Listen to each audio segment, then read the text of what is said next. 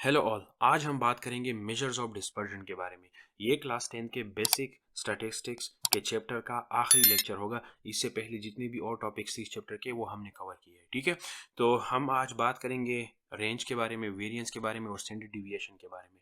हम बात करेंगे कि ये होते क्या है, इनके फार्मूलेस कैसे बनाए गए हैं, ठीक है, और कुछ एग्जांपल्स भी सॉल्व कराएंगे। तो सबसे पहले स्टार्ट लेते हैं डिस्पर्जन से। ठीक है, कि डिस्पर्जन क्या होता है।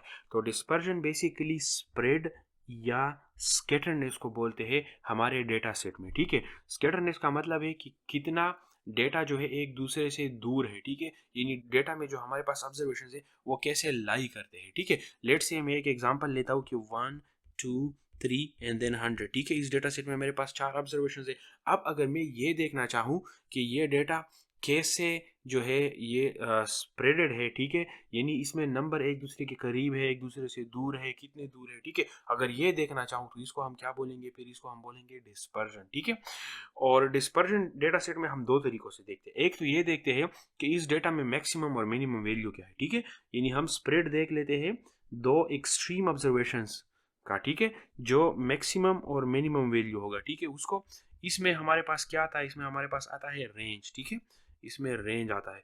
और या तो हम ये भी कर सकते हैं कि डेटा में एक पॉइंट ले ले, ठीक है, जैसे डेटा का अरिथमेटिक मीन हो गया, और फिर देख ले कि उस अरिथमेटिक मीन से हमारे पास नंबर्स कितने दूर है, कितने दूर तक स्प्रेड है। ठीक है, तो इस दूसरे वाले कंडीशन में हमारे पास वेरिएंस और स्टैंडर्ड डिविएशन आते हैं। ठीक है, एसडी स्टैंडर्ड डिविएशन। तो डिस्पर्जन को आप लोगों ने समझ लिया कि डिस्पर्जन क्या हो गया, कि डेटा कैसे स्प्रेडेड है। ठीक है, और जिन तरीकों से फिर हम क्या करेंगे, डिस्पर्जन को मेजर करेंगे, उसको फिर हम बोलेंगे मेजर्स ऑफ डिस्पर्जन। ठीक है, तो सबसे पहला जो मेजर है वो है रेंज। रेंज से स्टार्ट करते हैं। ठीक है, रेंज क्या है, रेंज इज बेसिकली जो हमारे पास डेटा में टू एक्सट्रीम ऑब्जर्वेशंस है। ठीक है, यानी मैक्सिमम और मिनिमम उनका डिफरेंस है, उनका क्या है, उनका डिफरेंस है। यानी हमने अपने डेटा में क्या करना है कि सबसे मैक्सिमम से मिनिमम निकाल देना है। ठीक है, तो रेंज क्या होगा, रेंज होगा x max, maximum observation, minus the minimum observation. अब इस एग्जांपल में मेरे पास मैक्सिमम ऑब्जर्वेशन क्या है, वो है 100। ठीक है, मिनिमम ऑब्जर्वेशन क्या है, वो 1 है। ठीक है, ये सबसे कम वैल्यू है 1। तो 100 में से 1 को निकाल देंगे तो हमारे पास क्या बन जाएगा, 99। ये 99 अब क्या हो गया, ये रेंज हो गया। ये क्या हो गया, ये रेंज हो गया। तो सिंपल आप लोगों ने क्या करना है कि अपने डेटा सेट में मैक्सिमम वैल्यू से मिनिमम वैल्यू निकाल देनी है, और वो आप लोगों का एवरेज हो जाएगा। ठीक है, ये अनग्रुप डेटा क्या हो गया। ग्रुप डेटा के केस में हम क्या करेंगे, देखिए ग्रुप डेटा के केस में हमारे पास इस तरह से ऑब्जर्वेशन होंगे। ठीक है, जैसे लेट से ये एक ग्रुप हो गया, ठीक है ना, कोई भी हो सकता है, जैसे लेट से 19 to 20 हो गया, फिर एक दूसरा ग्रुप होगा, फिर ऐसे तीसरा होगा। ठीक है, तो उस केस में हमारे पास ग्रुप्स होंगे। तो हम क्या करेंगे कि जो सबसे लास्ट ग्रुप है ये वाला, इसका जो अपर क्लास बाउंड्री होगा, यानी ये दूसरा नंबर। ठीक है, अगर लेट से ये 21 to 22 का ग्रुप है, या जो भी है, मैं वैसे एग्जांपल दे रहा हूँ, तो इसमें जो अपर क्लास बाउंड्री होगी, ठीक है, 22.5, इसमें से हम पहले वाले ग्रुप के जो ये है उसका लोअर क्लास बाउंड्री माइनस करेंगे। ठीक है, तो हम क्या करेंगे कि upper class boundary of last group से lower class boundary of first group निकालेंगे। ठीक है, तो ऐसे हम रेंज को निकालेंगे। तो सबसे पहले यही बुक का एग्जांपल देख लेते हैं। क्वेश्चन नंबर 4, हमें टीचर्स की सैलरीज दी गई है और हमने रेंज निकालना है और स्टैंडर्ड डिविएशन। स्टैंडर्ड डिविएशन को तो हम बाद में निकालेंगे, तो सबसे पहले रेंज निकालते हैं। ठीक है, तो इसमें मुझे बताइए कि सबसे मैक्सिमम नंबर कौन सा है। ठीक है, तो ये 11,500, 12,400, 15,000, 14,500 एंड 14,800। तो सबसे मैक्सिमम नंबर जो है ये 15,000 हो गया। ठीक है, तो रेंज मेरा क्या हो जाएगा कि मैं ये 15,000 से सब्ट्रैक्ट कर लूँगा मिनिमम। मिनिमम इस केस में 11,500 है, तो 11,500 को सब्ट्रैक्ट कर लूँगा, और ये सब्ट्रैक्शन अगर मैं कर लेता हूँ तो ये बन जाता है 3,500। ठीक है, और यूनिट लगा देंगे रुपीस। ठीक है, तो ये मेरे पास क्या हो गया, ये इस डेटा का रेंज हो गया। ठीक है, यानी मैंने क्या किया कि मैक्सिमम और मिनिमम, मैक्सिमम से मिनिमम वैल्यू को सब्ट्रैक्ट कर लिया। अब इस रेंज का फायदा क्या है कि इस रेंज से हमें पता चलता है कि डेटा कैसे स्प्रेड हुआ है। ठीक है ना, हम डिस्पर्जन पढ़ रहे हैं। अब कैसे पता चल रहा है, अब देखिए इसमें सैलरीज है, ठीक है, और डिफरेंस 3,500 आ गया। इसका मतलब ये है कि ये डिफरेंस कम है। ठीक है, इतना ज्यादा नहीं है। ठीक है, यानी टीचर्स की जो सैलरीज है वो आपस में एक दूसरे के करीब है। अब अगर इसी एग्जांपल में ये डिफरेंस जो है ये 1 लाख का आ जाता, ठीक है, तो फिर क्या होता, फिर हमारे पास डिस्पर्जन डेटा में ज़्यादा होता, ठीक है, स्प्रेड ज़्यादा होता, टीचर्स की सैलरीज में डिफरेंस ज़्यादा होता, ठीक है। तो इस रेंज से हमें पता चलता है कि जो ऑब्जर्वेशन है हमारे डेटा में वो एक दूसरे के करीब है या एक दूसरे से दूर है, ठीक है। और जो हमारे पास स्कीव्ड डेटा सेट्स होंगे, ठीक है, जिसमें एक वैल्यू बहुत ज़्यादा होगी, उस केस में फिर ये रेंज जो है वो यूजफुल नहीं है, ठीक है। कैसे, देखिए हम अपने एग्जाम्पल में फिर से आते हैं 1 2 3, और अगर ये 4 है, 4 से हम 1 निकालते हैं तो रेंज 3 आ गया, ठीक है। अब 3 से हमें पता चलता है कि ये नंबर्स आपस में क्लोज है, ठीक है। लेकिन मैं अगर इधर 100 ले लेता हूँ तो अब 100 से अगर हम 1 निकाल देते तो ये 99 बन जाता है। इसका मतलब क्या होगा कि इस डेटा सेट में नंबर एक दूसरे से बहुत दूर है, हालांकि ये 1 2 3 जो है ये एक दूसरे के बहुत करीब है, खाली ये 100 दूर है, ठीक है। तो अगर हमारे डेटा में एक दो आउटलाइनर्स होंगे, यानी उसमें एक दो नंबर्स बहुत ज़्यादा होंगे या बहुत कम होंगे, तो उससे क्या होगा कि हमारे पास रेंज फिर हेल्पफुल नहीं होगा, वो हमें थोड़ा सा गलत इन्फॉर्मेशन देगा, ठीक है। तो इसलिए ये उसका डिसएडवांटेज है। और फिर जो डिस्पर्जन को सही कैलकुलेट करने के तरीके या जो मोर यूजफुल है वो स्टैंडर्ड डिविएशन और वेरिएंस है। तो ये प्रॉब्लम नंबर 7 है बुक का, ये ग्रुप डेटा का है, ठीक है। तो इसको हम ले लेते हैं, ठीक है। तो ग्रुप डेटा में अगर हमने रेंज को निकालना है तो हमें सबसे पहले क्या चाहिए, क्लास बाउंड्रीज चाहिए, ठीक है। तो ये मार्क्स हमें दिए गए थे, ये फ्रीक्वेंसी या जितने स्टूडेंट्स ने ये मार्क्स लिए थे वो दिया गया था। अब हमने क्या करना है कि क्लास बाउंड्रीज निकालनी है, ठीक है। तो इसके लिए क्लास बाउंड्रीज क्या हो जाएगी, वो हो जाएगी 30.5 एंड 40.5। इसी तरह से इस क्लास की हो जाएगी 40.5 एंड 50.5, ठीक है। क्लास बाउंड्रीज का मैंने आप लोगों को पिछले लेक्चर्स में बताया था कि हम क्लास बाउंड्रीज कैसे निकालते हैं, ठीक है। तो हम क्या करते हैं कि सक्सीडिंग क्लास और प्रीसीडिंग क्लास को लेते हैं, ठीक है। जैसे इस केस में ये क्लास हो गया, ठीक है। इसका हम लोअर लिमिट लेंगे 41 और इसी पिछले वाले का जो है अपर लिमिट लेंगे 40, और जो रिजल्ट आएगा उसको 2 से डिवाइड करेंगे, यानी 41 में से 40 पहले सब्ट्रैक्ट करेंगे, ठीक है। तो ये बन जाएगा 1/2 और ये बन जाएगा 0.5। अब हम क्या करेंगे कि इस वाले से 0.5 सब्ट्रैक्ट करेंगे और इसमें ऐड करेंगे, तो इस तरह से हमारे पास क्लास बाउंड्रीज आ जाएगी, ठीक है। अब मैंने थोड़ी देर पहले बताया कि ग्रुप डेटा के केस में हम क्या करेंगे कि जो सबसे लास्ट ग्रुप है उसका जो अपर क्लास लिमिट होगा 75.5, उसमें से पहले क्लास का लोअर लिमिट जो है वो हम सब्ट्रैक्ट कर देंगे, ये 30.5 बन जाएगा। और हमारे पास जो ये सब्ट्रैक्शन से रिजल्ट आएगा वो 45 आएगा। तो इस केस में हमारा रेंज क्या बन गया, 45 बन गया, ठीक है। तो इस तरह से आप लोगों का रेंज कवर हो गया। अब हम बढ़ते हैं वेरिएंस और स्टैंडर्ड डिविएशन की तरफ, ठीक है। तो यहाँ पे बुक में डिफिनीशन भी दी गई है और फार्मूलेज भी दिए गए हैं, ठीक है। लेकिन मैं इन पे डायरेक्ट आने से पहले एक जनरल एग्जांपल से शुरुआत लेता हूँ, ठीक है। और इन सारे फार्मूलों को क्या करूंगा मैं उधर ही बनाऊंगा, ठीक है। कि ये उससे फायदा क्या होगा कि आप लोगों को फील आ जाएगा कि ये फार्मूले कैसे बनाए गए हैं, ठीक है। तो इसके लिए मैं क्या करता हूँ कि मैं एक एग्जांपल लेता हूँ और उसमें मेरे पास नंबर है 1 2 3 4 5, ठीक है। यानी ये क्या हो गया, ये मेरे पास 5 ऑब्जर्वेशंस हो गए इस केस में, ठीक है। सबसे पहला काम मैंने क्या करना है, मैंने इसका मीन निकालना है, ठीक है। तो मीन को हम x बार से रिप्रेजेंट करते हैं, वो क्या होगा कि सारे ऑब्जर्वेशंस को आप ऐड कर दो, ठीक है, और उसको नंबर ऑफ ऑब्जर्वेशन से डिवाइड कर दो which is 5 in this case. तो ये सम कितना बन जाएगा, 5 + 4 9 12 14 15। 15 को अगर मैं 5 से डिवाइड करता हूँ तो ये बन जाएगा 3, यानी इस केस में ये क्या बन गया, ये मेरे पास 3, और 3 क्या बन गया, अरिथमेटिक मीन इस डेटा का, ठीक है। अब अगर आप लोगों से मैं सवाल करता हूँ कि आप मुझे ये बताइए कि ये ऑब्जर्वेशंस, ठीक है, ये ऑब्जर्वेशंस इस मीन से कितने दूर है, इस डेटा में कितना स्प्रेड है, ठीक है। तो आप लोगों का आंसर क्या होगा, इसके ऊपर थोड़ा सोचिए, ठीक है। देखिए ये अगर एक ऑब्जर्वेशन होता, ठीक है, लेट से अगर ये होता 2, तो आप लोग मुझे बता सकते थे कि 3 से 2 1 यूनिट दूर है, ठीक है। लेकिन इस केस में तो 5 ऑब्जर्वेशन है, तो आप मुझे एक नंबर अभी दे सकते हैं, ठीक है। आप बता सकते हैं कि इतना दूर है। अगर मैं आप लोगों को एक और मिसाल दे दूं कि लेट से मैं क्लास में एक बंदे से पूछ लेता हूँ कि आपका घर स्कूल से कितना दूर है, तो वो मुझे बता देगा कि 10 किलोमीटर, 2 किलोमीटर, 3 किलोमीटर, ठीक है, जितना भी होगा। यानी उस केस में बताना आसान है। लेकिन अगर मैंने पूरे क्लास से पूछना हो कि उनके घरों से स्कूल कितना दूर है, ठीक है, तो उस केस में हर बंदे का आंसर डिफरेंट होगा। लेकिन अगर मुझे एक आंसर चाहिए होगा तो फिर मैं क्या करूंगा, ठीक है। तो अब हम क्या करते हैं कि मीन से हर एक नंबर को देखते हैं, ठीक है, यानी हर स्टूडेंट का देखते हैं कि उसका घर कितना दूर है। तो अब 1 से 3 कितना दूर है, ये 2 यूनिट्स दूर है, ठीक है। 2 से 3 कितना दूर है, ये 1 यूनिट दूर है। 3 से 3 कितना दूर है, 0 यूनिट्स। 4 से 3 कितना दूर है, 1 यूनिट, ठीक है। और 5 से 3 कितना दूर है, वो दूर है 2 यूनिट्स। तो अब हमने क्या किया कि सबका सेपरेट हमने निकाल दिया, ठीक है। ये हमारे पास क्या है, ये ऑब्जर्वेशन है, तो बुक में एक्स से रिप्रेजेंट किया गया, ठीक है। आप लोग एक्स आई से भी रिप्रेजेंट कर सकते हैं। तो अब ये जो नंबर मैंने निकाले, ये मैंने क्या किया, ये बेसिकली मैंने x से x बार निकाल लिया। क्या किया? x से x बार निकाल लिया, यानी हर एक ऑब्जर्वेशन x या xi से मैंने x बार मीन को निकाल लिया। ठीक है, अब अगर मैं इन सब को ऐड कर देता हूं, ठीक है, इन सब को ऐड कर देता हूं तो 2+1 3 4 एंड 6 ये बन जाएगा 6। ठीक है, और अगर 6 को मैं number of observations which is 5 से डिवाइड करता हूं तो मेरे पास नंबर आ जाएगा 1.2।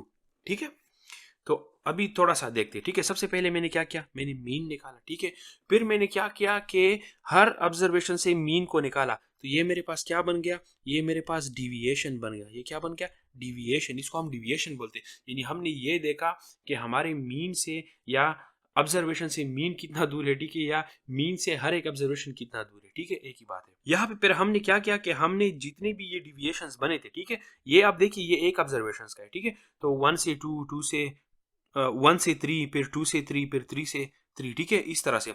तो अब यहाँ पे मैंने क्या किया, ये 6 क्या है, ये 6 बेसिकली इन सारे डिविएशंस का सम है। ठीक है, ये इन सब को मैंने सम किया। तो दूसरा स्टेप मैंने क्या किया इसके बाद कि मैंने जो x माइनस x बार आए हुए थे उन सब को सम किया, ये समेशन का सिंबल हो गया। ठीक है, और फिर लास्ट में क्या किया कि मैंने उनको 5 से यानी नंबर ऑफ ऑब्जर्वेशन से n से डिवाइड कर दिया। अब तक हम यहाँ तक पहुंचे। ठीक है, अब यहाँ पे एक इंटरेस्टिंग पॉइंट ये है कि अगर आप 1 से 3 को निकालते हो मीन को तो ये बनता है -2। ठीक है, 2 से अगर 3 को निकालते हो तो ये बनता है -1, 3 से 3 को निकालते हो तो ये बनता है 0, 4 - 3 is 1, 5 - 3 is 2।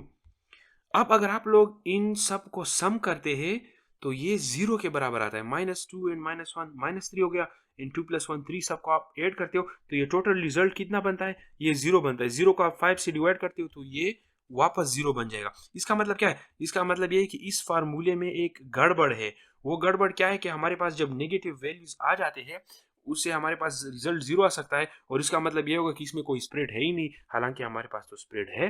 ठीक है, तो अब हमने क्या करना है कि हमने इन नंबर्स को पॉजिटिव बनाना है ताकि हमारे पास कुछ ना कुछ रिजल्ट आ जाए और 0 ना हो जाए। तो हम नेगेटिव नंबर्स को पॉजिटिव कैसे बनाते हैं? अगर हम उनका स्क्वायर ले लें। ठीक है, तो यहाँ पे हम क्या करेंगे कि यही जो फार्मूला हमने बनाया था x माइनस एक्स बार, इसका स्क्वायर ले लेंगे और फिर n से डिवाइड करेंगे। तो फिर इस केस में क्या होगा कि ये हो जाएगा 1 - 3। ठीक है, स्क्वायर, व्हाट इज 1 - 3? -2, और -2 का स्क्वायर इज +4। ठीक है, सिमिलरली ये नंबर 1 का स्क्वायर +1 हो जाएगा। Similarly here 1 and then here ये क्या बन जाएगा, ये 4 बन जाएगा। ठीक है, तो अब यहाँ पे हमने क्या किया, हमने ऑलरेडी जो हमारा फार्मूला था उसको डिराइव कर दिया। ठीक है, अब इसको समझते। ठीक है, ये क्या था, ये चीज जो थी ये डिविएशन थी। अब ये क्या है, ये मीन ऑफ डिविएशन है। क्या है? Mean of deviations. मीन क्या होता है कि आपने डेटा को सम किया और नंबर ऑफ ऑब्जर्वेशन से डिवाइड किया।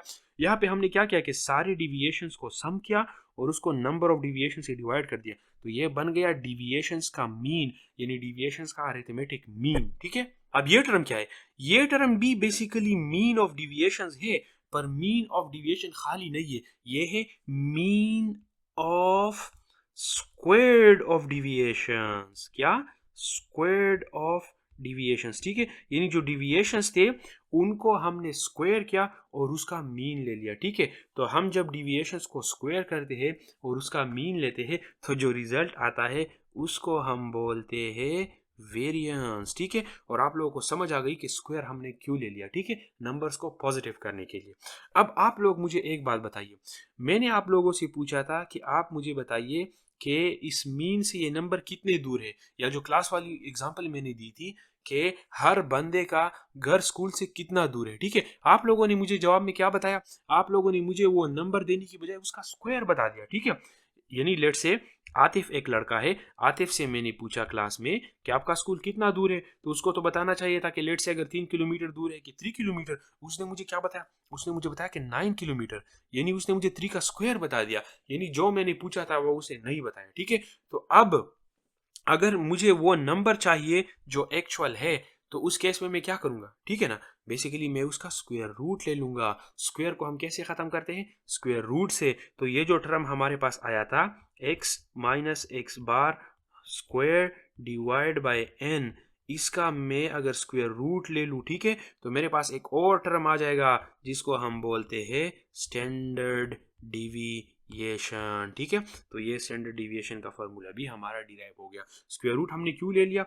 इस स्क्वायर को खत्म करने के लिए, ठीक है। स्क्वायर हम क्यों खत्म कर रहे हैं? क्योंकि हमें वो नंबर चाहिए, उसका स्क्वायर नहीं चाहिए, ठीक है। स्क्वायर हमने लिया क्यों था? नंबर्स को या इन डिविएशंस को पॉजिटिव बनाने के लिए, ठीक है। तो अब हम अपनी डिफिनीशंस के ऊपर आते हैं। तो यहाँ पे बुक में लिखा गया है कि वेरिएंस क्या है? Variance is the mean of the square deviations of the observations from their arithmetic mean, ठीक है। तो समझने की कोशिश करते हैं। देखिए वेरिएंस क्या है?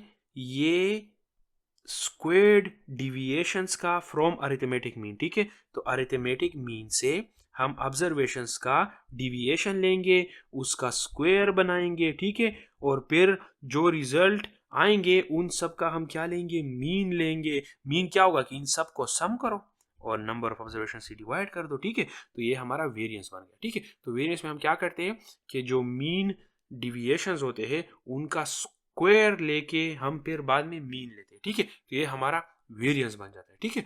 तो variance is the mean of square deviations, ठीक है। अब स्टैंडर्ड डिविएशन क्या होगा? स्टैंडर्ड डिविएशन बेसिकली उसका खाली पॉजिटिव स्क्वायर रूट होगा, ठीक है।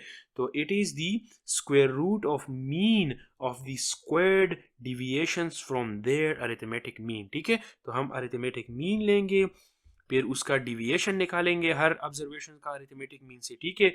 उसको जब हम स्क्वायर करेंगे और फिर उसका मीन लेंगे, ठीक है। तो ये तो खाली वेरिएंस हो गया, लेकिन जब हमने इधर पॉजिटिव स्क्वायर रूट डाल दिया, ठीक है, तो उस केस में ये क्या बन गया? ये हमारा स्टैंडर्ड डिविएशन बन गया, ठीक है। तो उम्मीद करता हूँ कि इन डिफिनीशंस की आप लोगों को समझ आ गई होगी, ठीक है। अगर फिर भी समझ नहीं आई है तो आप लोग मेरे से कमेंट में पूछ सकते हैं, ठीक है। तो अब हम वापस अपने एग्जाम्पल की तरफ आते हैं और इसका स्टैंडर्ड डिविएशन जो है वो कैलकुलेट कर लेते हैं यूजिंग दीज टू फार्मूलाज, ठीक है। तो सबसे पहले हमें जो हमारे ऑब्जर्वेशंस हैं वो दिए गए हैं, ठीक है। तो 11,500, देन 12,400 और इसी तरह सारे मैंने लिख दिए, ठीक है। सेकंड चीज हमने क्या करना है कि हमने अरिथमेटिक मीन निकालना है, ठीक है। हमने क्या करना है?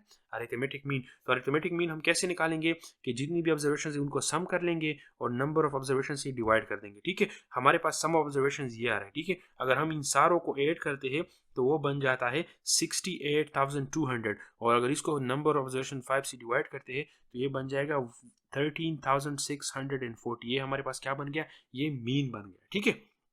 अब हमने क्या करना है कि डिविएशंस निकालने हैं। डिविएशंस मैंने समझाया कि हमने हर ऑब्जर्वेशन को मीन से सब्ट्रैक्ट करना है, ठीक है। तो यहाँ पे हमारे पास ऑब्जर्वेशन क्या है? वो है 11,500 और इसे हम निकाल देंगे मीन को, विच इज 13,640। तो ये बन जाएगा -2,140, ठीक है। सेकेंड ऑब्जर्वेशन से मीन को निकालेंगे तो वो -1240 बन जाएगा। इसी तरह जब हमने सारे डिविएशंस निकाले फिर हम क्या करेंगे? उसका स्क्वायर लेंगे, ठीक है। यानी अब हमारे पास -2140 ये नंबर आ गया, ठीक है। अगर मैं -2140 का स्क्वायर लेता हूँ तो ये +4579600 ये नंबर बन जाएगा, ठीक है।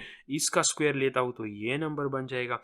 इसी तरह से सारे अगर मैंने जब squares of the deviation calculate कर लिए और इनको अगर आपस में फिर ऐड करता हूँ तो मेरे पास बन जाता है 1005200 ये नंबर बन गया, ठीक है। अब मैंने क्या निकालना है? मैंने तो स्टैंडर्ड डिविएशन निकालना है। स्टैंडर्ड डिविएशन का ये फॉर्मूला है, उसमें मैंने क्या सबसे पहले डालना है कि जो स्क्वायर ऑफ द डिविएशन है उनका सम डालना है, विच इज दिस नंबर, ठीक है। तो ये नंबर मैंने यहाँ डाल दिया और नंबर ऑफ ऑब्जर्वेशन इज 5, ठीक है। तो अगर आप इस नंबर को 5 से डिवाइड करते हो तो ये बन जाएगा 2010400 और अगर आप इसी नंबर का कैलकुलेटर के ऊपर स्क्वायर रूट लेंगे तो आप लोगों के पास वैल्यू आ जाएगी 1417.89। तो ये हमारा क्या बन जाएगा? ये हमारा बन गया स्टैंडर्ड डिविएशन, ठीक है। स्टैंडर्ड डिविएशन को हम SD या इस तरह के सिग्मा सिंबल से हम रिप्रेजेंट करते हैं, ठीक है, सिग्मा।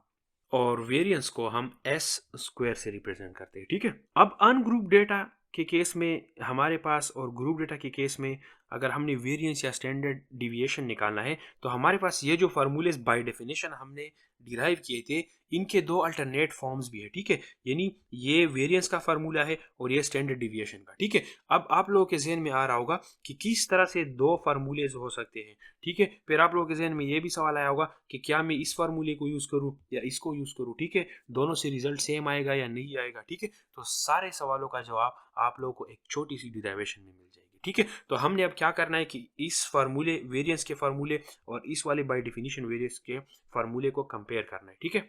तो मैं शुरुआत करता हूं इसी फार्मूले से, ठीक है। मेरे पास वेरिएंस का फार्मूला है summation x minus x bar whole square divide by n, ठीक है। अब इसी चीज के ऊपर मैं क्या करता हूं कि फार्मूला लगा देता हूँ, ठीक है। ये असल में क्या है, ये वही a minus b whole square का फार्मूला है, ठीक है। तो ये क्या बन जाएगा, ये बन जाएगा समेशन अपनी जगह पे, n अपनी जगह पे, और इस चीज को अगर मैं एक्सपेंड करूँ तो ये बन जाएगा a स्क्वायर यानी x square plus b square यानी एक्स बार जो हमारा मीन है वो square, and then minus 2ab, a is x and then b is x बार।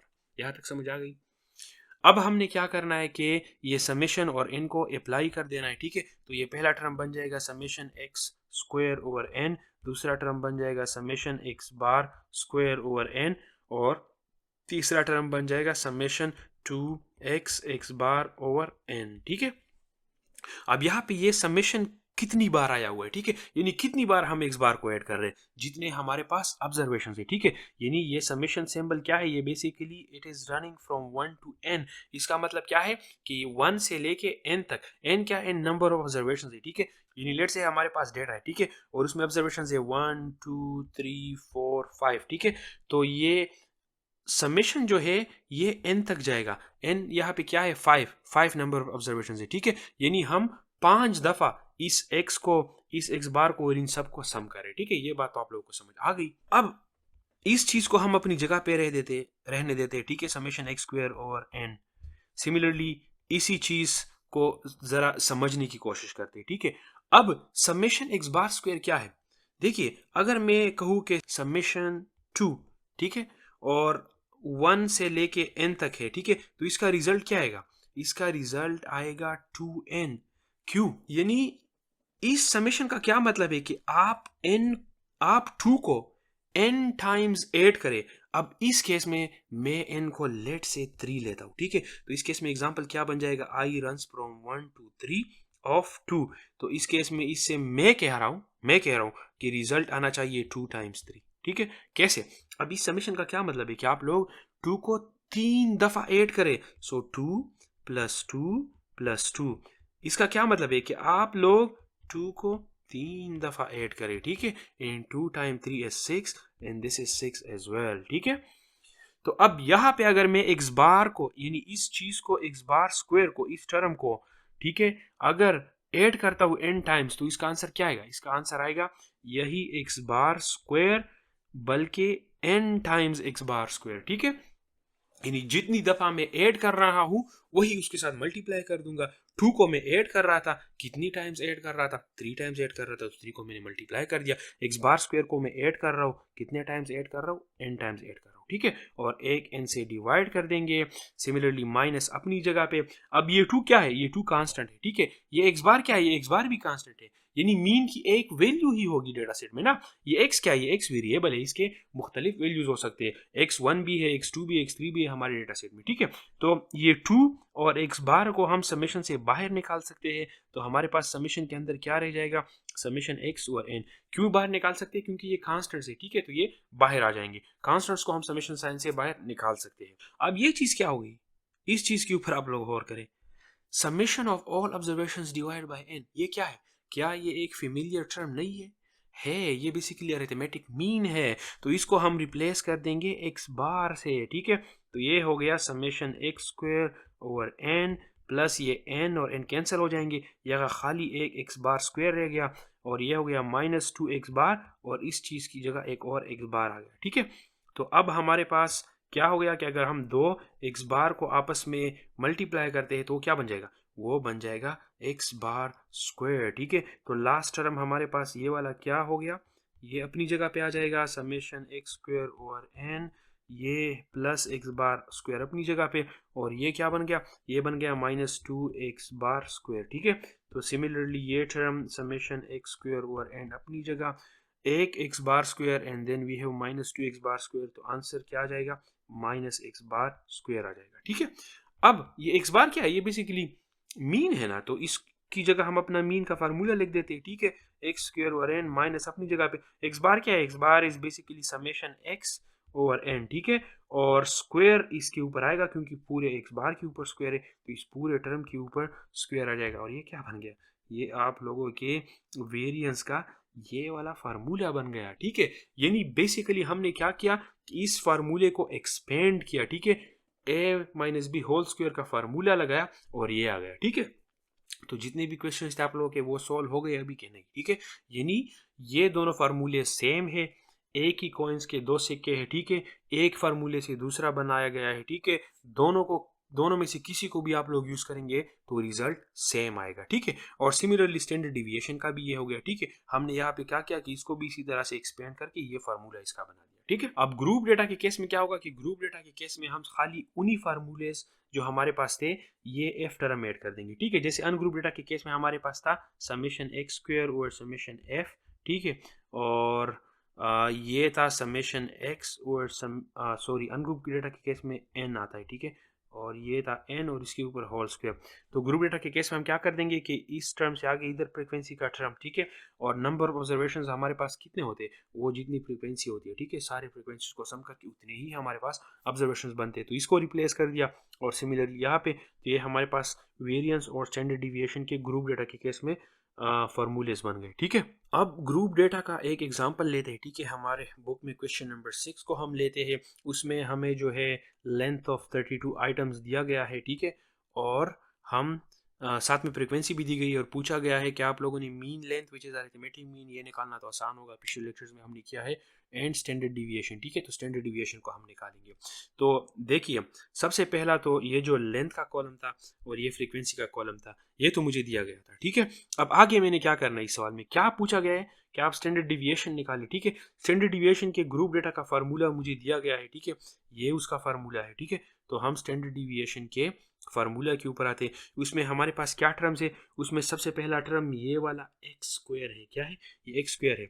अब ग्रुप डेटा के केस में एक्स क्या होता है, एक्स होता है क्लास मार्क। अब देखिए, अनग्रुप डेटा के केस में एक्स क्या था, वो एक्स हर एक ऑब्जर्वेशन था। ठीक है, लेकिन यहाँ पे तो ऑब्जर्वेशन ग्रुप के फॉर्म में है, यानी 20 से 22 तक। तो कौन सा हमने लेना है, हमने जो मिड पॉइंट है या क्लास मार्क है वो लेना है। ठीक है, वो कैसे हम निकालते हैं कि लोअर बाउंड्री और अपर बाउंड्री को आपस में ऐड करके 2 से डिवाइड करते हैं। ठीक है, यानी 20 प्लस 22 और इसको 2 से डिवाइड कर देंगे, तो 42 divide by 2 is equal to 21। ठीक है, तो ये 21 हमारे पास इधर क्लास मार्क आ गया, इधर 24 हो गया, इधर 27 हो गया। तो हमने क्लास मार्क्स यानी एक्स निकाल दिया।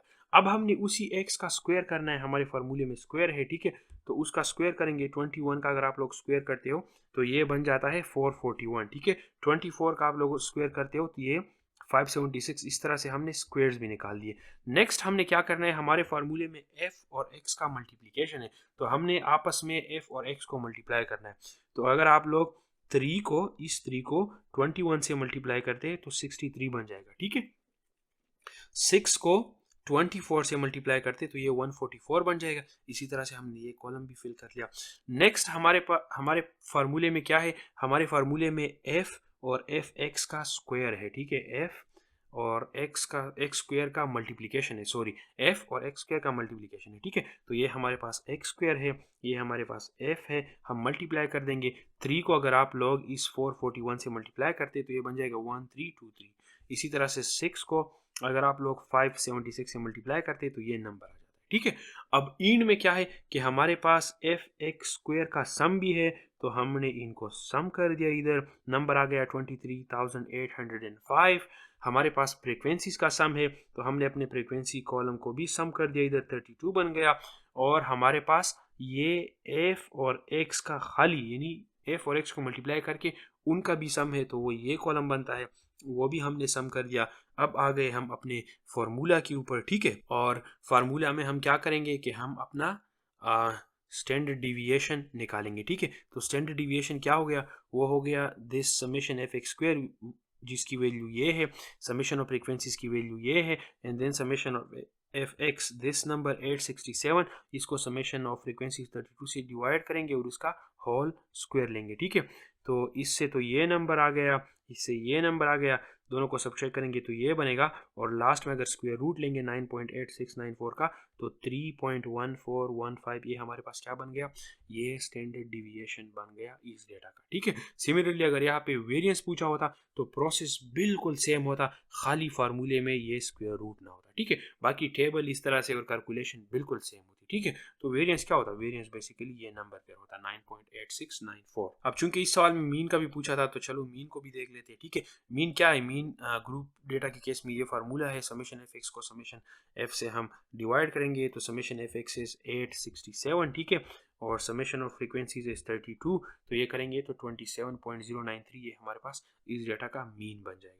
अब एक लास्ट पॉइंट, ठीक है, वेरिएंस से ज़्यादा हम स्टैंडर्ड डिविएशन को यूज़ करते हैं। ठीक है, और उसका जो रीज़न है वो ये है कि हमारे पास यूनिट्स स्टैंडर्ड डिविएशन में सेम रहते हैं। ठीक है, लेट्स से मैंने आप लोगों को बताया कि आपका जो एक बच्चे से क्लास में पूछा कि आपका जो घर है वो स्कूल से कितना दूर है, तो उसने मुझे बताया कि 3 किलोमीटर। ठीक है, कितना है, 3 किलोमीटर। तो स्टैंडर्ड डिविएशन के केस में जो रिजल्ट आता है वो किलोमीटर में ही आएगा। वेरिएंस के केस में हमारे पास जो रिजल्ट है वो किलोमीटर स्क्वायर बन जाता है। ठीक है, तो जो यूनिट्स होते हैं वो वेरिएंस के केस में सेम नहीं रहते, उसके स्क्वायर हो जाते हैं। ठीक है, और मैंने एक और तरीके से भी आप लोगों को समझाया था कि चूंकि वेरिएंस के केस में क्या हो जाता है कि हम नंबर को स्क्वायर कर देते हैं, हमें वो स्क्वायर नहीं चाहिए होता है। ठीक है, तो इसलिए वेरिएंस से ज़्यादा हम स्टैंडर्ड डिविएशन को यूज़ करते हैं। तो यहाँ पे हमारे लेक्चर का अख्तिताम होता है। आज हमने रेंज, वेरिएंस और स्टैंडर्ड डिविएशन को देख लिया, एग्जांपल्स देख लिए, फार्मूलेस देख लिए, कॉन्सेप्ट देख लिया। ठीक है, हमने ये पढ़ा कि हम यूज़ क्यों करते हैं, यूज़ हम अपने डेटा में डिस्पर्जन को देखने के लिए करते हैं। ठीक है, हम देखते हैं कि हमारा डेटा कितना स्प्रेडेड है, कितना एक दूसरे से जो ऑब्जर्वेशन है वो दूर है। ठीक है, तो इसी लेक्चर के बारे में अगर आप लोगों के कोई भी क्वेश्चन है तो आप लोग कमेंट्स में पूछ सकते हैं। ठीक है, बेसिक स्टैटिस्टिक्स के चैप्टर को मैंने पूरा कवर कर लिया है। ठीक है, क्लास 10 के लेवल पे, तो आप लोग चैनल पे जाके जो प्लेलिस्ट है उसमें सारे लेक्चर्स को देख सकते हैं।